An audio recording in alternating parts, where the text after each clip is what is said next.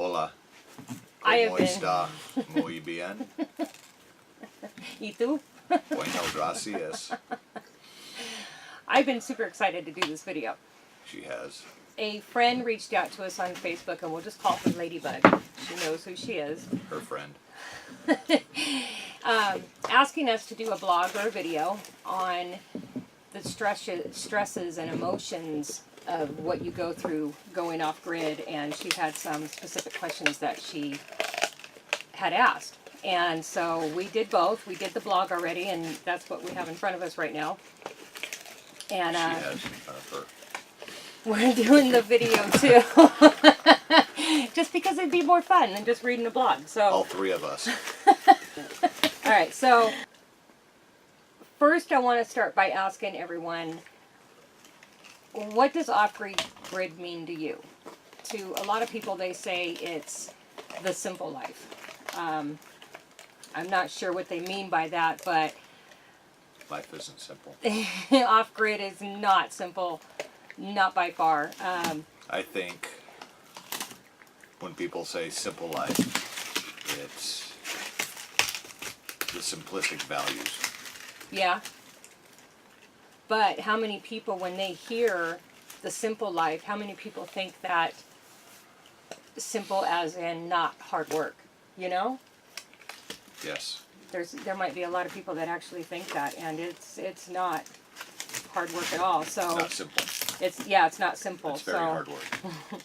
Being off grid is hard work, and if you're afraid of hard work, change, unable to go with the flow, unable to change gears at the drop of a dime, you get upset when Murphy's Law is always there, then this is not the life for you. And I'm sorry that I'm reading off the prompter, but we don't want to miss anything, because this blog, I'm really happy with the way this blog turned out, and I think it'll help a lot of people decide whether or not they can do it. I hope so.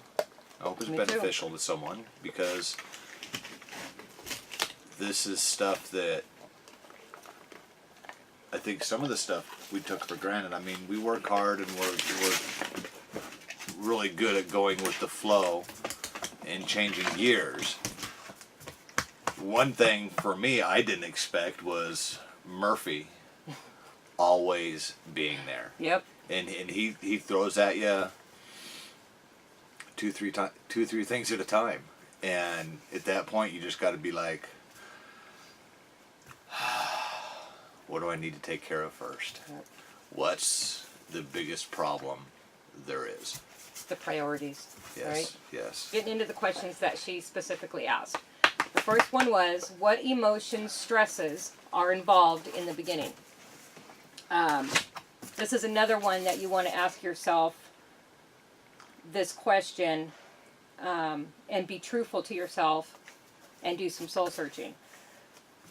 How do you manage stress individually and with your spouse? Because for us, and once we made that decision to go off grid, the stress level it was way up there. We had to hurry up and get the house ready to sell. Yeah. Right? Yeah. We were trying to look for property online. We couldn't just, take a weekend here and there to come up to Idaho to look for our property in person. So we knew that we needed to sell as quick as we could, so we didn't lose any more money equity-wise in the house. We needed as much money as we could so we could pay cash for our property. That was really stressful. We had a lot of work to do in that house just to get it ready for the market. Yeah, and we were like 3 months behind already. Yeah.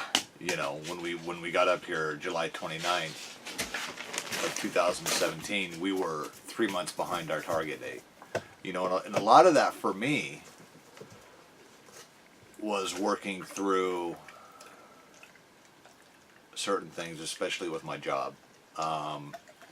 We both worked at the same company, and it was an extremely fast-paced environment.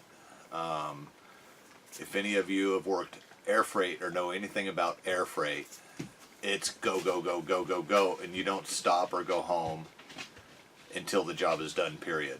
I know there's a lot more stressful jobs out there and a lot more demanding jobs out there, but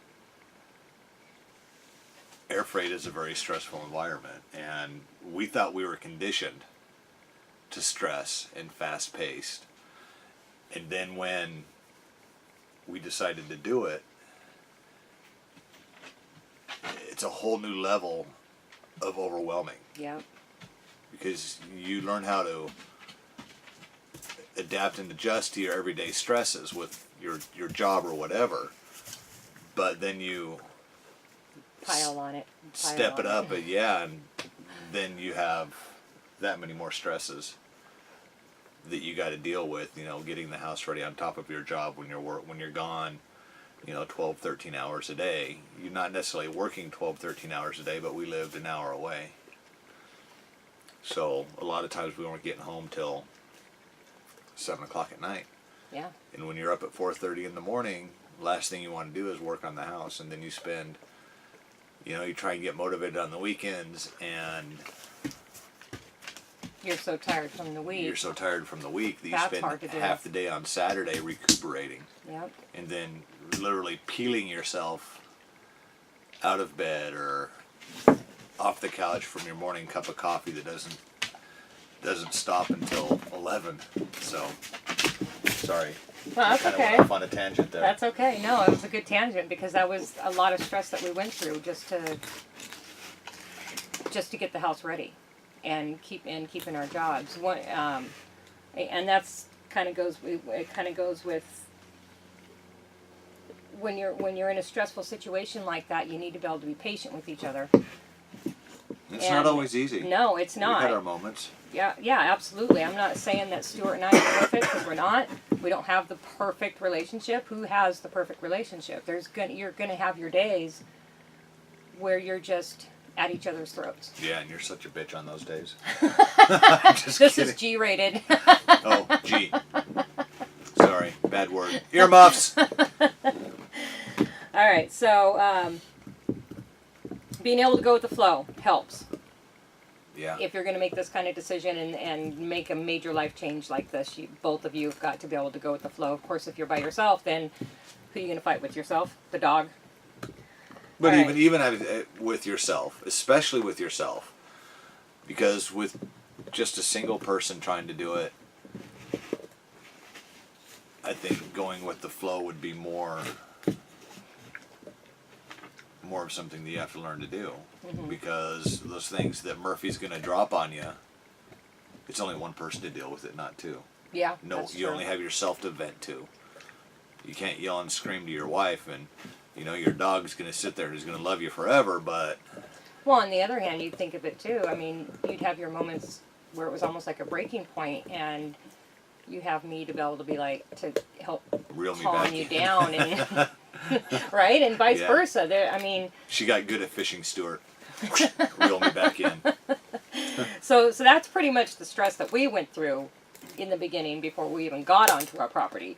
The emotional part, for me, it was a roller coaster. I went from being super excited one day for this life change that we wanted to do to being terrified. I've never moved out of state before, and I thought that home that we were getting ready to put on the market was going to be our forever home. It was my dream home, and so we had a lot of good memories in there of our boys and just me and Stuart, and and Did you say it was your dream home? yeah. I kind of blanked out there for a minute. Sorry. No, that's okay. Yeah, so that was the emotional part for me. For Stuart, as far as the house is concerned, I don't think he was really emotional as far as that part. What were your emotions? I think just getting everything done. Trying to get everything done. That was the hardest part, because there was so much that had to be done. It's all those little repairs that you're like, okay, this is a winter repair, so I'll take care of it during the winter, or this is a summer repair, so I'll take care of it during the summer. Well, when summer or winter comes around, something else happens, and you don't get to that repair. And they're all small little things. But they add up. Yeah, and now that we're ready to get the house ready to sell, now all those little things that have added up, Yeah. you got to get done now, Yeah. like yesterday. And that's how that's exactly how we felt. And then on top of that, we had to downsize. I mean, we had, thank God the house, it wasn't completely full of all this furniture, and I mean, we just had, you know, just the basic stuff, and, Right. but yeah, we had to downsize because we were going from over 2,000 square feet to This. 288 square feet. So our great big giant leather sectional couch that, oh my God, the most comfortable couch ever. I want it back, Jeff. I so want that couch Jeff, back. I want it back. But there's no way we'd be able to use that in here. There's no way. So, you know, we got rid of couches, coffee tables, our bedroom set, because there's our bed up there in the loft. There's no way we're using a bedroom set up there. It was a huge process. I'll put the link to our front yard renovation in the video, but if you haven't seen that, watch it. It was amazing what we did in that front yard. It was absolutely amazing. And that took 3 years. Something that we had planned to do, but like we told you, when you work an hour away from work and you're gone 12... Work an hour away from home. Oh, sorry. Live an hour away from work. Yes. Yeah. And then you're gone, you know, you're gone 12, 13, sometimes 14 hours a day, recuperating on the weekend. The front yard is just something that we just kept putting off and putting off and putting off. We started it, we ripped out all the grass, but never did anything after that point. Right. So it was doing a whole front yard landscape, and this wasn't a small front yard. It was a huge front yard, and it looked absolutely amazing. Yeah, I figured out the square footage. It was on an acre lot, and I figured out the square footage of the front yard one day, and I think it was around 8,000 or 9,000 square feet. Yeah. Just for the front yard, and it was horrendous. It was. I'm proud of us on that, though. I think we did a good job. Yeah. So, got all that done. House on the market, and we had a same-day offer. We weren't happy with the first offer and had to negotiate. We did. Everybody was happy. We just wanted to be done and out. So, Yeah. we came to an agreement with the buyer and loaded up, and we were ready to go. Yeah, he's a real nice kid. He's a real nice guy. Oh, you know what? One thing that we did miss too, that this is part of the stress thing too, was our last day at the house. So we were behind on getting the truck loaded. We wanted to leave early this one morning, and we still had so much to load. So we woke up in the morning and we're just hitting it, trying to get everything loaded that we needed to get done so we could leave as soon as possible that day. Yeah. Not to mention it's I think I remember looking at that day, and it was like 96, 97 degrees outside. Yeah, it's not the hottest temperature, but when it's just Northern Nevada dry heat, Tony sun and me blazing. doing it, and we're doing everything ourselves, and you know, heavy stuff. We were hot, tired, hungry, cranky. And a cat went missing. One of our cats decided to go walk around the neighborhood, and we're ready to go now. Truck is loaded. We're ready to go. And we had to wait for him to come home. It had to have been a couple hours before he did go home. But between that and before he came home, we got into an argument. Don't even remember what it was about. But I remember it was probably one of the biggest arguments we've ever been in. And it was over something stupid. Yeah. Probably over the cat. Probably. I don't exactly remember what happened, but we were cranky, hungry, tired. We just wanted to go. The stress of just getting in the truck and leaving so we could get as far as we could. Yeah. Before we had to stop. Yeah, and I don't think we left till like 4 o'clock that afternoon.